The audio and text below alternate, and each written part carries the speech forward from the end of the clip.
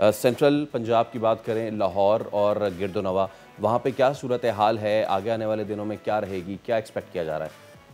जी, overall इस spell में आज शाम तक ये बारिशें होनी हैं और आज शाम के बाद फिर 21 को दोबारा नेक्स्ट स्पेल है। तो अभी लाहौर में तो एज सच कोई बहुत बड़ी बारिश आज के दिन अभी तक नहीं है, लेकिन आज वक्फे वक्फे से कहीं कहीं ये बारिश होनी है। लेकिन आज शाम से ये फिर सिस्टम वीक होगा और 21 के बाद फिर दोबारा नेक्स्ट सिस्टम आ रहा है। ओके। उन इलाकों में जो दरिया के करीब हैं, वहाँ पे क्या सूरत हाल आज रहेगी और आने वाले दिनों में रहेगी?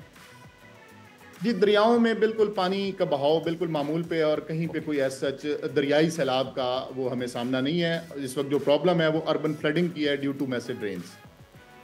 और इसमें हम क्या एक्सपेक्ट कर सकते हैं कि कौन कौन से वो शहर होंगे जहाँ पे ये चीज़ हो सकती है, द अर्बन फ्लडिंग? अब बिल्कुल ये नॉर्थ और नॉर्थ ईस्टर्न रीजन जितना पंजाब का है, इन तमाम में ये इस वक्त बारिशें फर्दर भी होंगी और इस साल की ओवरऑल प्रोडिक्शन भी, क्योंकि 25% अबव नॉर्मल रेनफॉल है, तो ये जो बेल्ट है इसमें इसी तरीके से बारिशों और हमें अर्बन फ्लडिंग का सामना अगस्त के महीने में भी रहेगा। जी ठीक है। और इरफान साहब, मैं चाहूँगा कि अपने मीडियम से लोगों तक भी पैगाम पहुँचाएँ हम कि वो तमाम तर अफराद जो कि ऐसी जगहों पे रहते हैं जहाँ पे ख़तरा है, वो इंतज़ार करते हैं कि जी हुकूमत उनको कहे तो फिर वो वहाँ से मूव करें।